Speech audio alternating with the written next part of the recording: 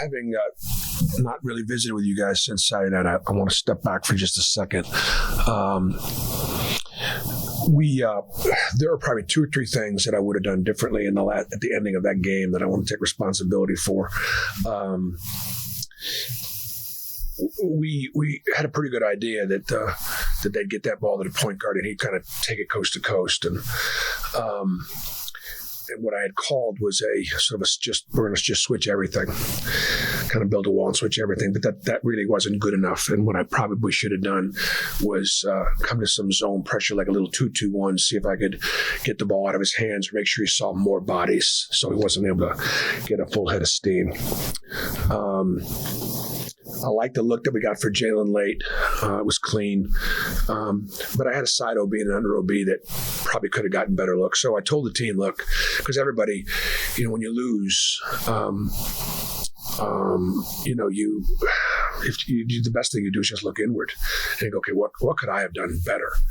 And I could have defended the last possession better. And I had a side OB and under OB late in the last minute, and I could have called some better looks. Called a couple things that we run a lot, and just they defended them well. But so I took responsibility for that from the team. We were facing again another must-win situation. Last time against Missouri, it was because there was a really good prize on the win because Missouri had won 4 in a row. They had just beaten Tennessee. They had they were seeded, slightly ahead of us in the NCAA tournament, and the win could do us some real good. The contest against Ole Miss, that's not the case. A loss could do us almost irreparable damage because of just the math. And it's not because if Ole Miss played Missouri, I guarantee it would be a close game. I mean, there's the difference between the two of them. There's just not much there. But the record and the resume, there's a huge difference. Ole Miss has lost some games here, but they've lost them really close. They lose in overtime at home to Mississippi State. The 2 games they've won in conference have both been on the road. There's not as much energy in their building right now. So they go on the road, there'll be a lot of energy in the building. And, the guys will be playing with, with their hair on fire and nothing to lose, a little bit of house money. So our guys know what's at stake. They understand that. I thought we had a good practice yesterday. We played well against Ole Miss at Ole Miss. We did a lot of really good things the first time. And so, there aren't going to be a tremendous number of adjustments because what we did was pretty effective. We played pretty well. Outstanding offensive rebounding team, ranked 31st in the country in offensive rebounding, very athletic. And Matthew Morrell is, clearly one of the best guards in the league. Your question, repeat, just raise your hand. Start in the box. Bruce, you mentioned just going back over the game. For a run like that, just how long do you frustrate? Particularly when it's one that you could have had where some few things just went wrong. And so it was question? Flushing it. How do you go about it? Flushing it? Yeah. I think you got to learn from it, in the sense that, so for me, coming back in, my learning was, here are the things that I would have done differently. And we had, getting stops without, trying to be repetitive, we fouled at the end there on a couple of occasions. We had almost a shot clock violation, but got called for a foul at the end there. And again, we said last week, how do you win at the end of games? You get stops and you get to the foul line. I think I said that if you look back to last week, just how do you do it? And, we've got enough stops, but obviously fouling was an issue. And we just, we weren't able to get them to foul us. So, you talked, I think, a couple weeks ago, when you had some of these close losses, starting to get stressed about, you guys are still playing good basketball. You still feel like that, if you're playing good basketball, it's literally a player to the game. Yeah, I mean, we are. I mean, Vanderbilt's won 5 in a row now, and they've beaten a couple of teams that are going to be in the NCAA tournament. I mean, it's a good team. But I think we're playing well. But we're going to have to play better because we still have 3 more games against 3 of the top 4 teams in the league. And we've already played Tennessee and A&M twice and Alabama once, so we've already played. So the schedule just was really, really challenging. So, but I do think we're playing well. I mean, I do. It's not. Not quite well enough. Bruce, is there anything you feel like you guys can do on offense to try to get to the line a lot more often, or is it just kind of how the way the game's officiated that given night? When Jalen makes 7 baskets in the paint and he doesn't shoot a free throw, and Janai scored 7 baskets in around the basket, and so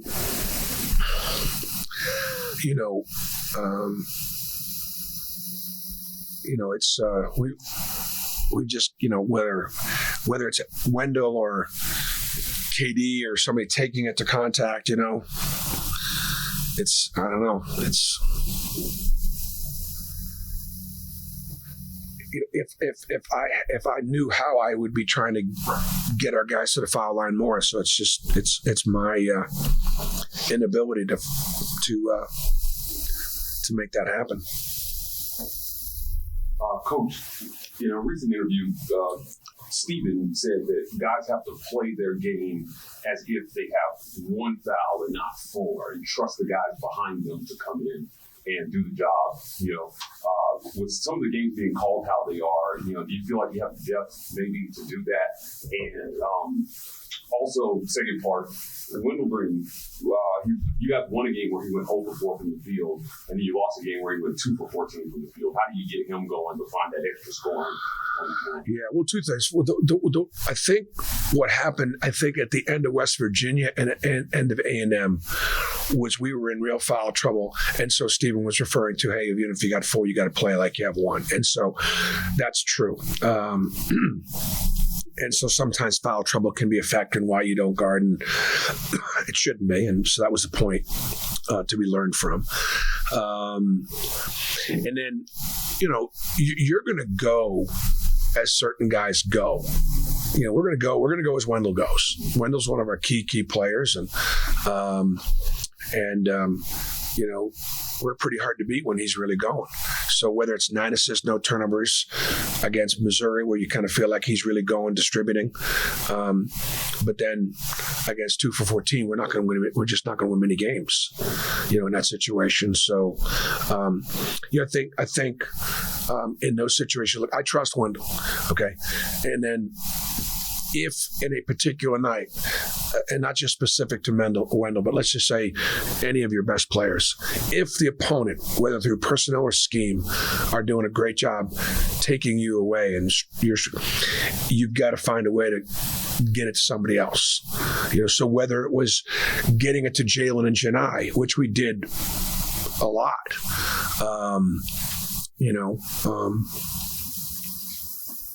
that said, it's really hard to, particularly late in the game. I mean, late in the game, it's pretty much a guard's game. So I think Wendell's okay with as he goes where he goes. That's a great compliment. I trust him. I have confidence in him, and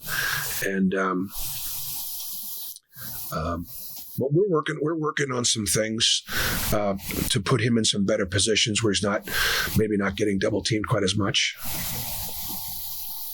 More Nathan, the last month, y'all are only at 10 turnovers a game. Even in the games your offenses haven't done as good, turnovers are still low. What do you think is the key to that right now, and how key?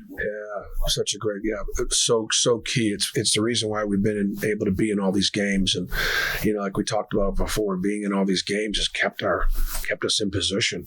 You're getting credit for playing well and playing in tough places. I mean, we're not having fun not winning, but That's important. Like, for example, Ole Miss, they do a great job turning you over, and they finish, and they play pretty fast, and they need turnovers to win. So we're going to have to continue to do that.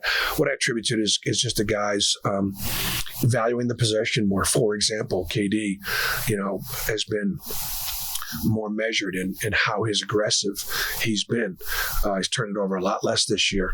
You might say, well, he's not playing as well. He may not be doing as much, but he's also not hurting us as much because he's taking better care of the ball. Al Flanagan taking better care of the ball. I think the other thing is having some other, like having guys. Jalen Williams is one of the best, passing bigs out there. He does such a great job, just being a hockey assist and being a facilitator. That his assist turn ratio is really important to us. Bruce, traditionally basketball says teams that go to the basket shoot more free throws. What happens when that doesn't work, and how do you get through that? I think that that's true. What I would say is let's give Vanderbilt credit for defending us with verticality and working really hard at not fouling us. I believe that I just can't say anymore. I'm sorry. I know you mentioned him after the game against Vanderbilt, but how crucial is it when Lior can come in several shots, but also make some plays on defense, like taking those charges and grab a couple of rebounds? Yeah, Lior's played another really good game, another really solid game. He's such a solid defender, and he's confident offensive player, and he belongs out there. He really does, and I'm very proud of him, very happy for him, and we'll continue to utilize him. Lior Berman has been a really good, really great story. And I'll just say this while I'm on the subject, we've been on 12 scholarships the last 2 years to satisfy our NCAA penalty, and so we're past that now. Lior Berman would have been the recipient of those scholarships the last 2 years, clearly. And so, what a incredible, another great story about a walk-on from Mountain Brook. How about Pat Kime, who's now the lead pastor at Church of the Highlands. And I was in church a Sunday ago, and it was just hard for me to not be really truly weepy watching my young walk-on player leading our church, and then to see Lior accomplish so much here and then represent the United States of America in Israel in the Maccabi USA games, which are been such an important part of my life and Stephen's life, and then watch Lior tried out for that team and was the first alternate, and then somebody didn't wind up going, and then he makes the team and he's their leading scorer and brings home the gold medal, man. And then to be playing in the SEC right now. Stephen was a walk-on. I was a walk-on for a very short period of time, a couple weeks, and so. Okay. I got one more. Sorry, last one. Yeah, first on my thunder on the Lior question, but I do want to expound a little bit on. He looks a lot more comfortable out there just pulling the trigger. Sure. Right on the floor. Is that something that you guys see in practice? And how is his role going to expand moving forward, given how he's played? Hey, Mike, I'll haul right back at you. Okay. Yeah. Thank you. Okay. I say it again about Lior. Yeah, being comfortable. Yeah, he's comfortable. He knows he's a really good shooter, and he knows he's got a good shot fake game, and he's older, and so he's not afraid out there. And every now and then, when you see me yelling at him, and I've gotten on. In fact, my wife's yelled at me a couple times for yelling at Lior too much. She has. It's because I want him to be more aggressive, and I yell at him a lot of times too. to make the pass or take the shot or make the play. And it's not that he's not willing to, but I just, it's my confidence in him.